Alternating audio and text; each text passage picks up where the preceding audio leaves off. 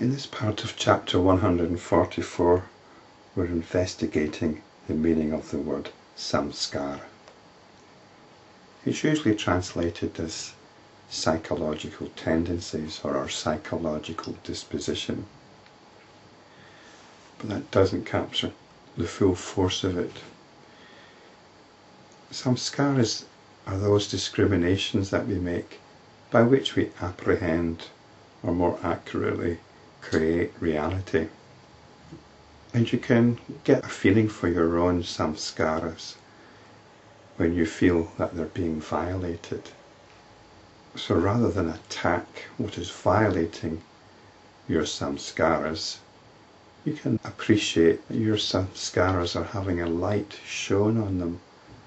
Some of the discriminations which we make are to do with a me here, a world out there. We discriminate between real and imaginary, between dream and waking, and these discriminations have been investigated thoroughly. There's one other discrimination I would make though, and that's between sanity and insanity. For some people this is very important, to discriminate between what is sane and what is insane. And what is insane is what violates our samskaras. So if we've got a tendency to dismiss something as insane, then again we should look at why we're doing that, examine it. So these samskaras, looking into them deeply, are actually the function of consciousness. Consciousness identifies with notions. It gives these notions reality, and that reality is a sense of materiality and also of continuity. But all we've got is dream. Everything is of the nature of dream. There's no distinction between dreaming and wakefulness. And if you've got a problem with that, then look into it. We have no basis for making this discrimination. It's one that we make though, and it's one that we adhere to, and any challenge to it is seen as absurd or insane. That which existed before the arising of the dream, but shines as that which was seen before, that is known as samskara. So we've got the arising of the dream, but it shines as that which was seen before. And this is the notion that there is a whole sequence of events. There's something in the past which gave rise to the present. It's this conviction in continuity.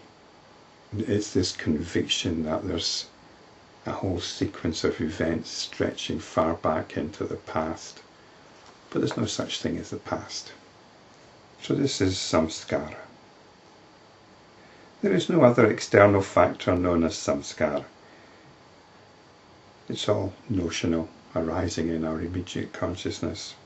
Things seen and unseen exist in the consciousness which shines in its own light and experiences all those things as if already seen. It's like in a dream. We've no problem in accepting that a dream arises spontaneously. But that's not the experience from within the dream. Within the dream, that world that's there has not just come into being, it's been around. Objects in it, even if these objects are unfamiliar in our waking state, we assume that they've always been there.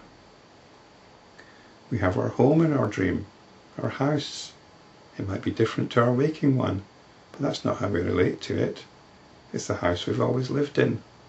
Our friends in the dream are friends we've always had. We've got memories of our friends. It's all arising spontaneously. It all arises spontaneously in the dream. And the dream is no different from the waking. In dream, the samskaras created in the waking state arise. We often say that the dream is the result of what's been going on in the waking state. But in the waking state itself, they are created anew. So in the waking state, we create or we consolidate our notions about things. But they who know the truth declare that they were in fact created in a state that appeared to be the waking state, but which in fact is not.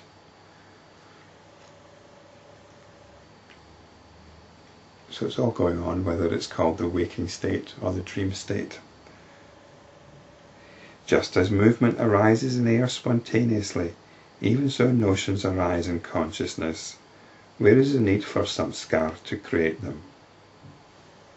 We could ask the question, why do notions arise in consciousness? This is the nature of consciousness. This is the way it is. Notions are like the water of the ocean.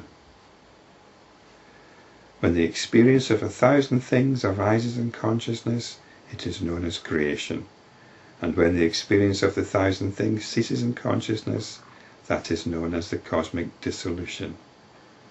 It's also liberation. Thus the pure consciousness, Chidakasha, brings into being this diversity with all its names and forms, without ever abandoning its indivisibility, just as you create a world in your dream. And this is our direct experience of consciousness. It's unity.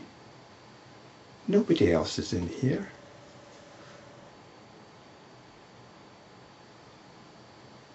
This is the universe of consciousness. Just as we can say, a dream is unity, a dream is one thing. Waking is unity. Look at your own consciousness. Look at its inviolability. It's like watching the television set. We might get temporarily affected by what we see, but eventually we get up and get on with our ordinary business. This is how consciousness is. It takes all these things on board. It identifies with some of them, gets lost in them. But consciousness is this one unity.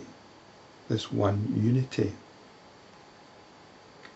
It's infinite in the variety of the notions that arise within it. So acknowledge this indivisibility. Acknowledge the unitary nature of your own consciousness. Nobody else is in here. Look at the notions you identify with, which stop you from realizing this, which might lead you to comment that what I'm saying is absurd or insane even. Simply come back to realization of this consciousness with which you are so intimate.